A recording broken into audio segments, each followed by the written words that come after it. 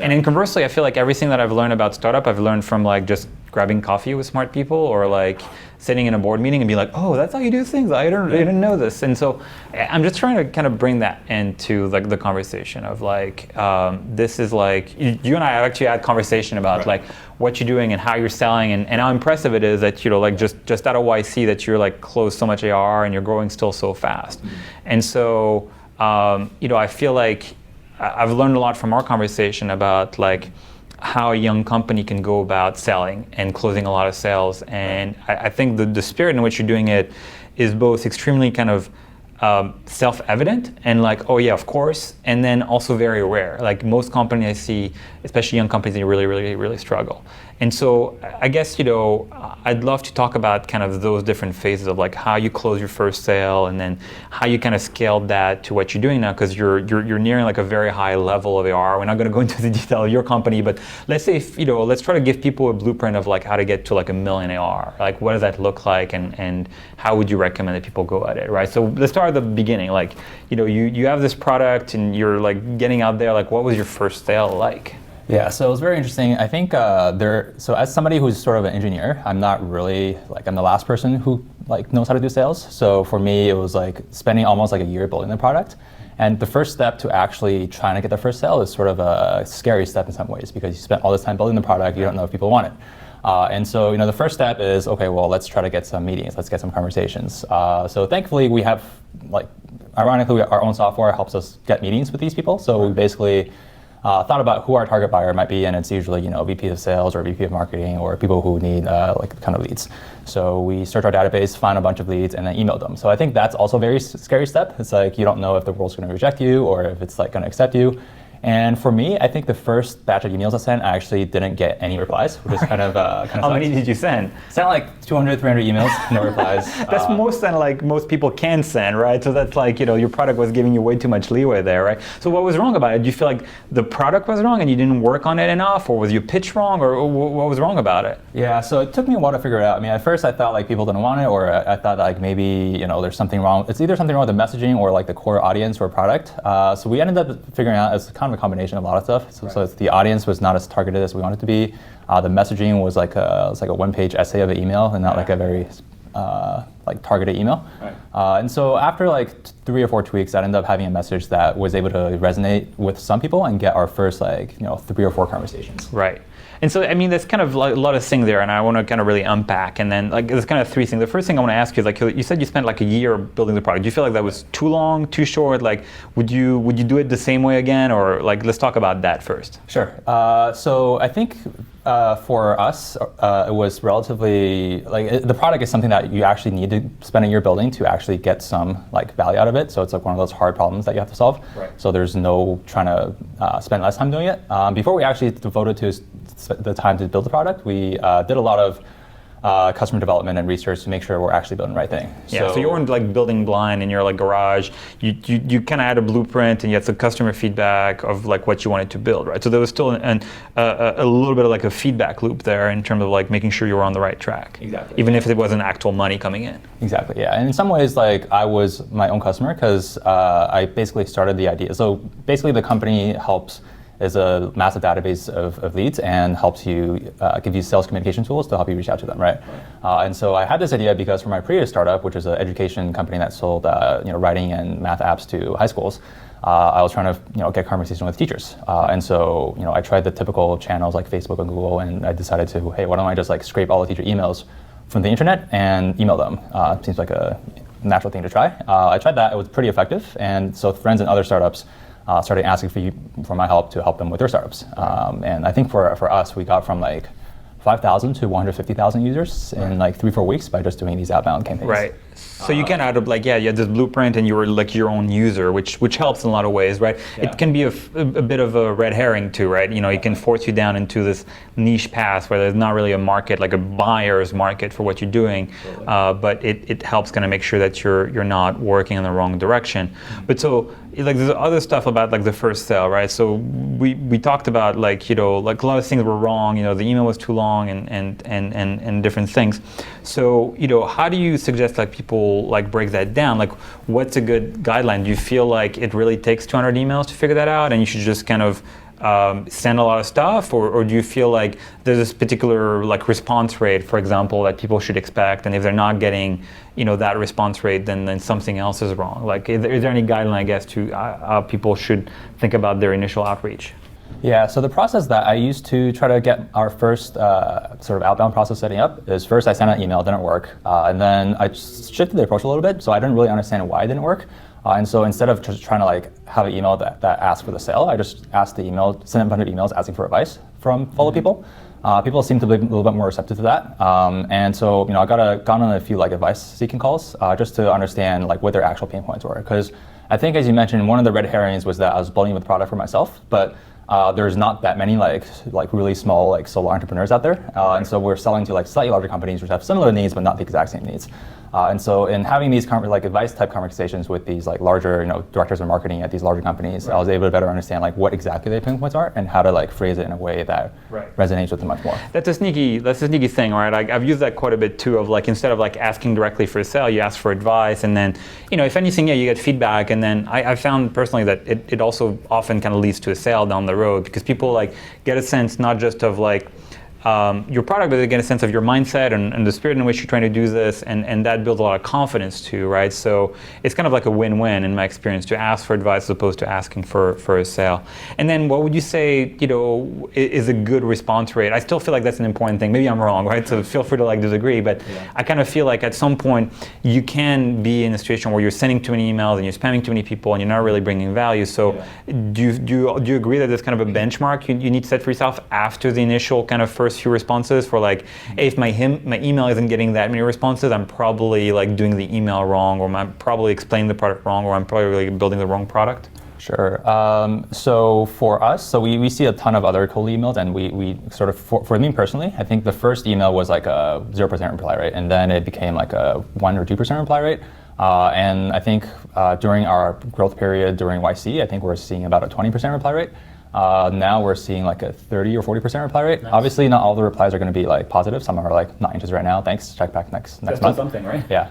And so I think the key metric, another key metric, is like how many of those end up in like actual meetings. Right now we're seeing like 15% or so, but that's like definitely much higher than industry average. I would say anything above like 1% typically gives you a pretty positive ROI, because if you send 1,000 emails, there's like 10 meetings. If you can close one of those 10 deals, then it's going to be pretty. But it's very interesting. I kind of agree with that guideline that people should aim for like something relatively like in the 1% range. Yeah. But I found that there is this weird kind of plateau, right, where like a lot of products kind of hover around that, but I found that there's very few products that actually are more around like what you're saying, like there's this 20-30% kind of range of replies, or like this 15% range of meetings.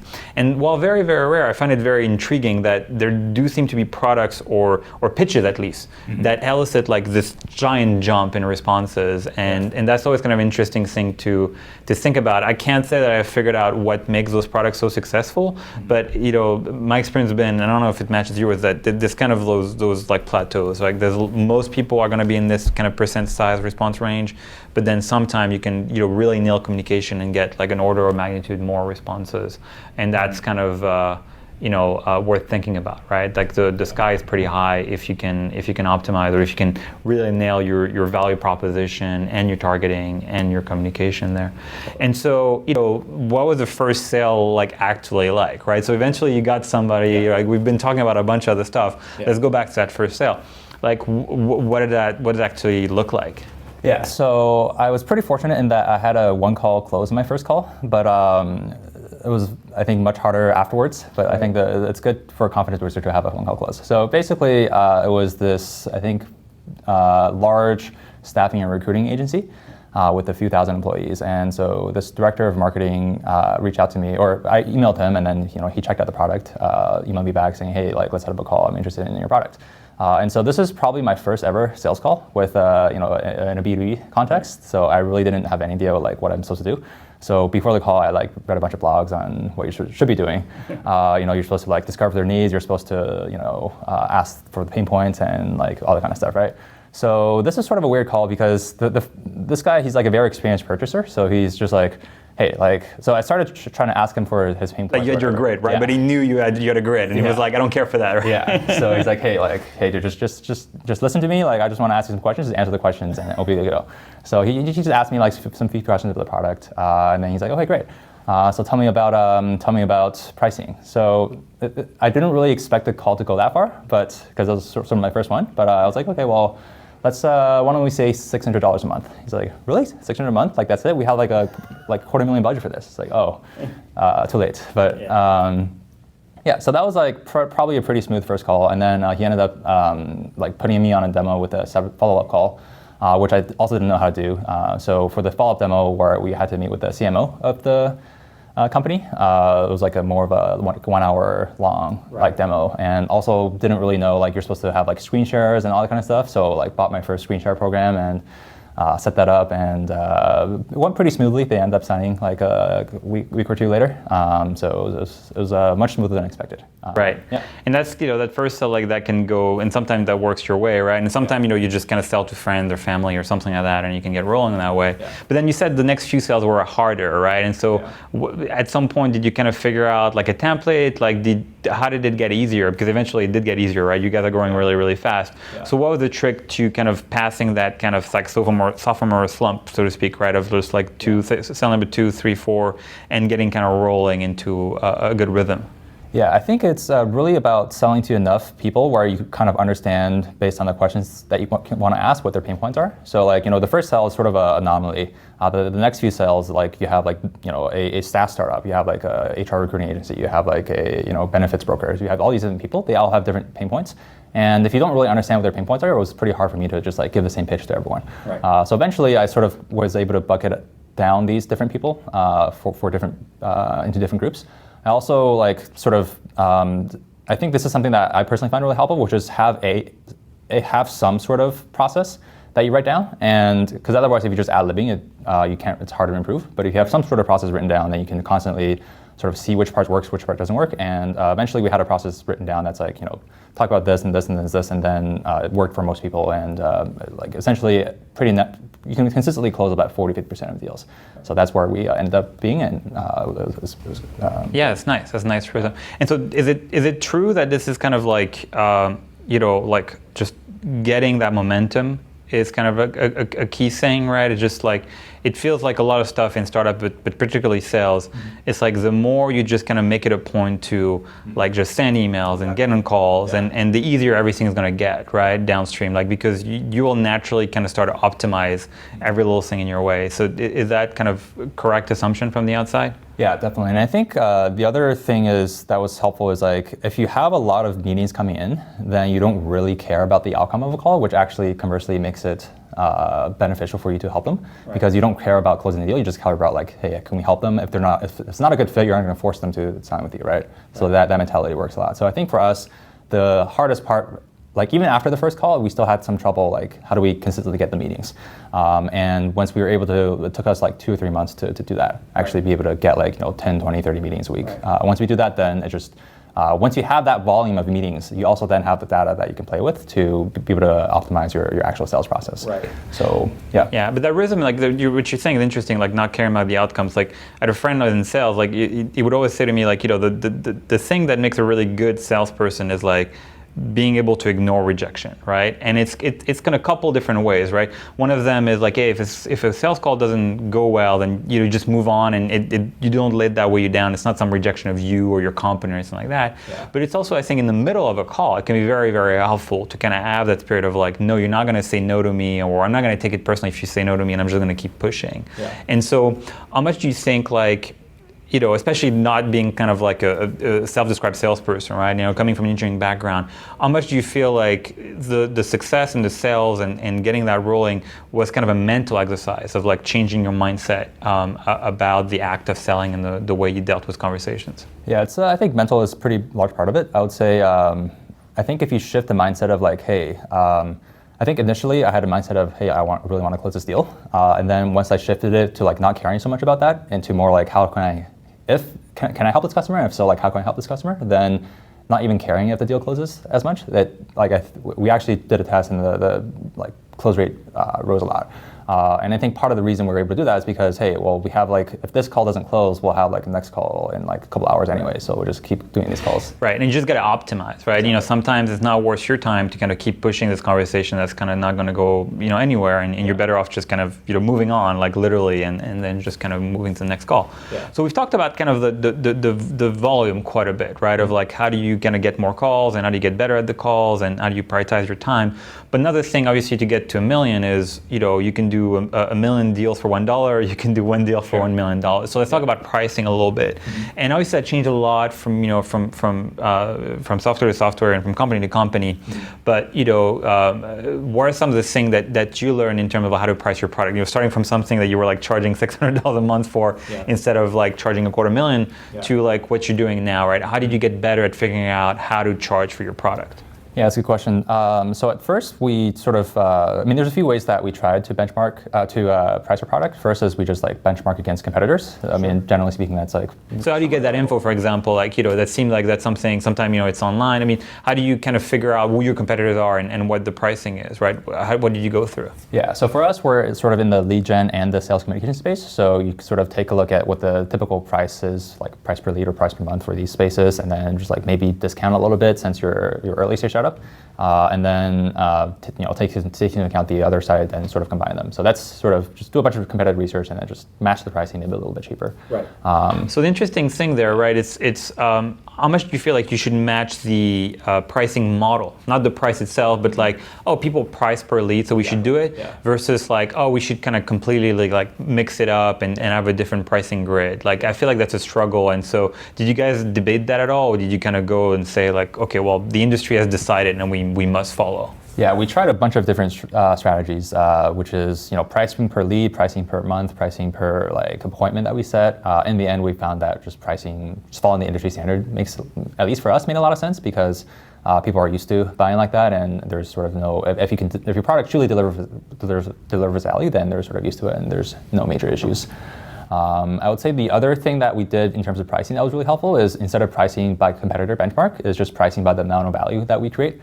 So one line that I used during a lot of these calls that I found pretty effective was, so basically we help these companies get meetings with their potential customers, right? And so instead of selling them on the value of a lead, like basically a record of somebody who they want to contact, we sell them on the value of like the number of demos they will get and how much they'll close. So typically our customers, you know, each deal for them is worth $10,000 or $100,000, right? So it's like, well, you know, if we can give you 100 meetings per month, which you could with our software, then, you know, if only 1% of them close, you'll get like a 100x ROI. So in that case, we're able to like pretty much increase our price 3-4x by just sort of pricing around value rather than around competitor benchmarks. And that seemed like to be a good way to do it, right? Because if you just price against your competitors, you can get into like a death spiral where you just always like slashing prices.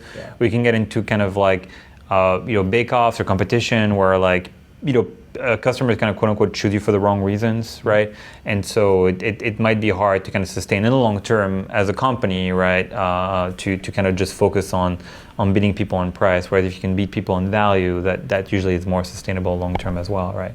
It's a hornet's nest. There are a lot of issues, but the one that I think is one of the more easily fixable ones, and one of the ones that I've kind of noticed, is that there are a lot of companies that are taking their cues from some of the bigger players. So you look at how Google hires, or you look at how Facebook hires, right? And it almost becomes this cargo cult, where there are a ton of smaller companies that don't need to have process at that scale, but just blindly copy what these companies are doing. And they'll blindly copy the criteria that these companies use to even figure out who they're going to let in the door, as well as their interview process and a lot of other things that they don't necessarily need. So what ends up happening is you have all these people that are really, really great engineers, but didn't end up going to MIT or Stanford or have worked at, you know, Google, Facebook, or a particularly prominent YCombinator company. But they're never even going to be able to get in the door. So you have this long tail of people that are just as good.